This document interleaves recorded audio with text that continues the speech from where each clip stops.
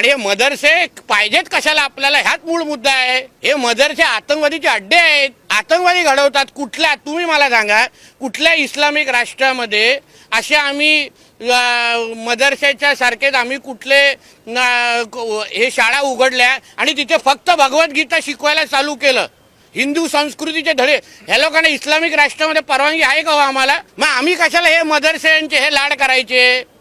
कधी त्याच्यामध्ये हत्यार भेटतात, कधी मुलांना मारलं जातात. आमच्या हिंदू राष्ट्र, तुम्हाला कुराण शिकवायचं ना, आहेत ना तुमच्या मस्जिदी, मदरसे कशाला पाहिजे तुम्हाला? माझी तर स्पष्ट भूमी आहे, त्याबद्दल मी मुख्यमंत्री साहेबांशी बोलणार आहे. महाराष्ट्रातले सगळे मदरसे बंद करून टाका, हे आतंकवादीचे अड्डे आहेत, आतंकवादी घडवतात त्याच्यात. आणि आमच्या इथे बसून तुम्हाला अशा वेगळ्या पद्धतीचे अड्डे चालवण्याची गरज काय आहे? कुराण शिकवत तुम्ही मस्जिदीमध्ये शिकवा ना.